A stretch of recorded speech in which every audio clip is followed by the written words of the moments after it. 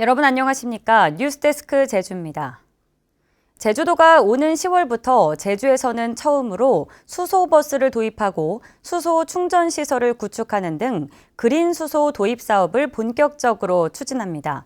그런데 이미 생산을 시작한 수소를 제대로 사용하지 못하고 있어 활용 확대가 과제로 꼽히고 있습니다. 김항섭 기자의 보도입니다. 제주시 구자읍 행원리 해안도로 인근 부지입니다. 현재 설치된 태양광 설비를 다음 달부터 철거하고 풍력 발전기에서 나오는 전기를 활용해 그린 수소를 생산하고 저장할 수 있는 시설이 오는 10월까지 들어설 계획입니다. 이곳에 투입되는 사업비는 200억 원으로 설비 용량 3메가와트 규모의 수소 생산 기지가 만들어지게 됩니다. 이곳에서는 하루 200kg의 수소가 생산될 예정인데요. 생산된 수소는 수소버스 운행에 사용됩니다. 제주도는 오는 10월까지 제주시 2호동에 도내 첫 번째 수소 충전기를 설치하고 수소버스 9대를 도입해 시외버스 노선에 투입할 계획입니다. 버스나 청소차의 모빌리티 기반으로의 수소로의 전환, 그 이후에는 도내 주요 산업인 1차 산업 분야나 숙박 분야의 수소 연료전지 기반으로 확장할 것까지 고려를 하면서 하지만 이미 도내에서 생산된 그린 수소를 제대로 활용하지 못하고 있다는 지적도 나오고 있습니다. 전국에서 처음으로 제주시 한림읍 상명풍력단지에서 그린 수소 700kg을 생산했지만 연료 전지 발전과 자체 실증 사업 등에 사용했거나 나머지는 보관만 하고 있기 때문입니다. 전문가들은 생산된 수소를 적재적소에 활용할 수 있는 분야를 발굴하는 것이 중요하다고 강조합니다. 효율이 좋은 것들을 찾아가는 작업을 해야 되고요. 어느 파트에 수소를 하는 부분이 적당할 건지에 대한 검토들이 진행되면서 아마 적정화나 또는 최적화가 이루어질 것 같습니다. 생산 과정에서 이산화탄소 등을 배출하지 않는 청정에너지인 그린 수소 활용 방안이 제주도가 탄소 제로 섬으로 나아가기 위한 열쇠가 될 전망입니다. MBC 뉴스 김항섭입니다. 제주 시내 도로 한복판에서 한 수렵인이 운전 중에 총알을 빼려다 잘못 발사된 사고 소식 최근에 전해드렸는데요. 이번에는 민가에서 키우던 개가 수렵용 총기에서 발사된 것으로 보이는 탄환에 맞아 죽은 일이 뒤늦게 알려져 주민들이 불안에 떨고 있습니다. 박혜진 기자가 보도합니다. 제주시 애월읍에 사는 김성진 씨는 최근 애지중지 키우던 진돗개 한 마리를 잃었습니다.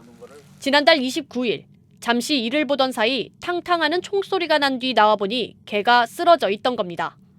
총소리가 한 두 번 빵빵 나고 그다음에 잠깐 내려갔다 오는 사이에 또 우리 직원이 개가 막 죽는 소리 나와보니까 이제는 여기 묘 안에 산탄 모서리에다가 피박해가지고 진돗개가 총을 맞은 곳은 인근 주민이 총성 소리를 들을 정도로 주택과 100m도 떨어져 있지 않습니다.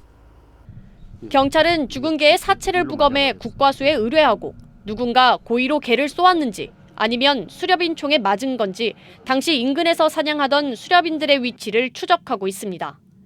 도내에서 수렵이 가능한 지역은 민가와 도로, 목장과 관광지 등을 뺀 563제곱킬로미터. 하지만 안전수칙과 밀렵 감시는 경찰과 봉사자 등 4명이 일주일에 2번, 3시간 정도 단속하는 게 전부다 보니 언제 어디서 발생할지 모르는 사고를 막기에는 역부족입니다. 저희들도 인력이 한계가 있고 총기를 가지고 있는 사람이 순간적 사고이기 때문에 그 사람이 이 사람 사고를 하겠다가 내가 쫓아다닐 수가 없잖아.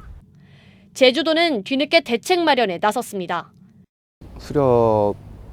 수렵장인지 아닌지 이렇게 정확하게 규명이 안 되다 보니까 조금 이런 불미스러운 사고가 있는 것 같습니다. 그래서 저희들은 좀 더 정밀한 지도를 아마 제작하고 수렵관리 어플도 좀 더 보완해서.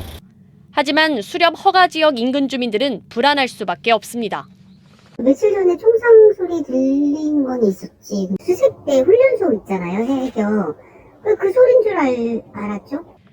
제주에서는 지난달 18일에도 한 수렵인이 시내 교차로에서 운전 중에 수렵용 총기에서 총알을 빼려다 발사되는 사고가 나는 등 수렵제계 한 달여 만에 안전수칙 위반 사례가 20건을 넘고 있습니다. MBC 뉴스 박혜진입니다. 방역 패스를 둘러싸고 최근 대형마트가 적용 대상에서 빠지는 등 혼란이 이어지고 있는데요.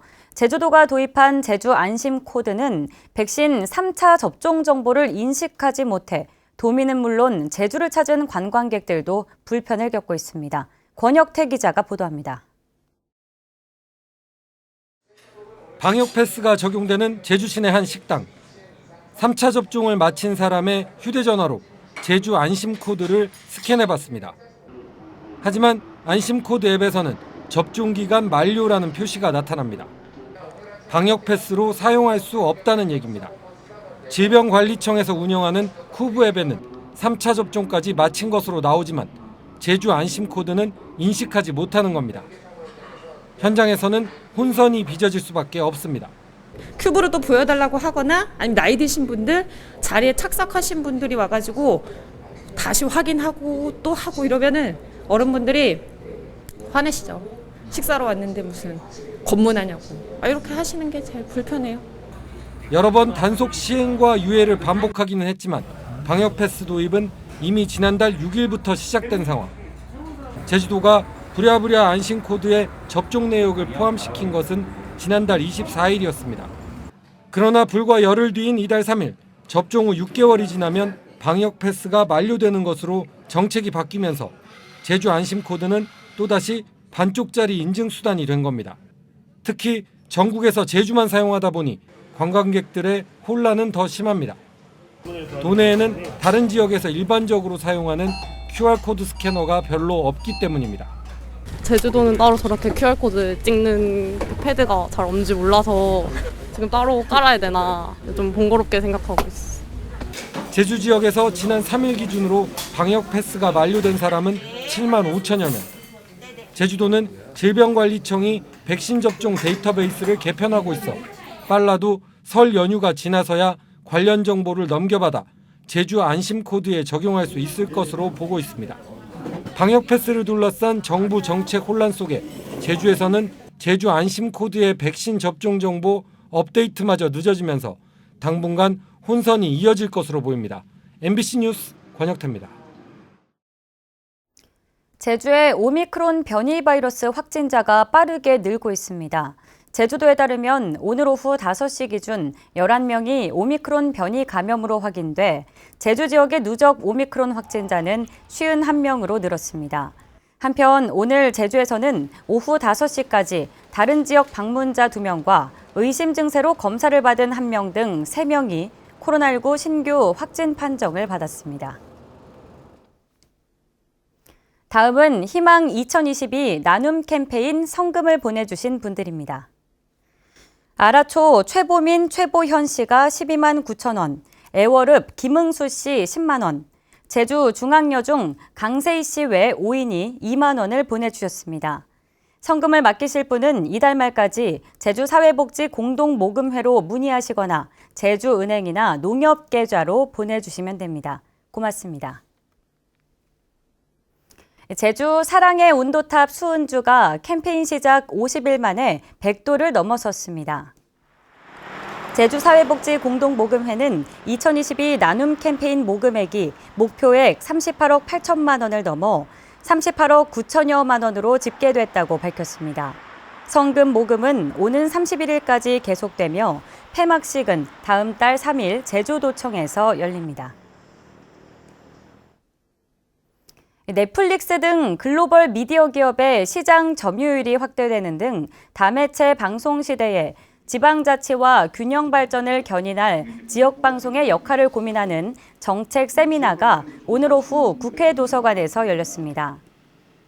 한국지역방송협회가 주관한 이번 세미나에서 인하대학교 이기우 교수는 지방분권으로 지역적 이슈가 중요해지면 지역방송에 대한 관심과 시청도 증가한다며 지역에 대한 관심이 지역방송의 성장으로 이어지는 선순환 구조를 형성해야 한다고 지적했습니다. 제주 카메라 기자회 2021 보도 영상전이 다음 달 18일까지 한 달 동안 인터넷 웹사이트 제주cam.com을 통해 온라인으로 개최됩니다. 이번 영상전은 창립 20주년을 맞아 도내 언론 9개 회원사 회원 30여 명이 코로나19 상황 속에 제주 곳곳에서 촬영해 보도한 영상 기록물들을 감상할 수 있습니다. 한편 제주 카메라 기자회는 도시숲 조성 등 9개 조례를 대표 발의하는 등 활발히 활동한 국민의힘 김황국 도의원을 올해의 의원상 수상자로 선정했습니다. 평화로 주변 휴게 음식점 건물 진입로 개설 특혜 논란과 관련해 교통 영향 조사가 실시됩니다. 제주도는 제주시 애월읍 유수암리 부근 평화로에서 업체 건물로 진입하는 도로 개설을 허가한 것과 관련해 한국교통안전공단 등에 맡겨 교통 영향 분석 조사를 실시하기로 했습니다.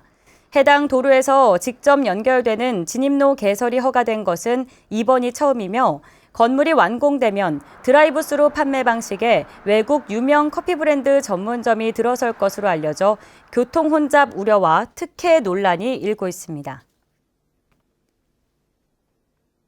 더불어민주당 제주도당 장애인위원회는 도내 장애인 단체 등과 간담회를 열고 장애인들에게 실질적인 도움이 될 수 있는 대선 공약에 대해 의견을 나눴습니다. 더불어민주당 최혜영 국회의원이 참석한 간담회에서 장애인 단체 관계자들은 장애인 편의시설이 설치된 전용 목욕탕 설치와 전동 휠체어 등 장애인 보조기기 보상금액 현실화 등을 이재명 대선 후보의 공약에 반영해달라고 요구했습니다. 국민의당이 20대 대선을 앞두고 지역 선거대책위원회 구성에 나선 가운데 제주 지역 선대위원장에 현덕규 변호사가 선정됐습니다.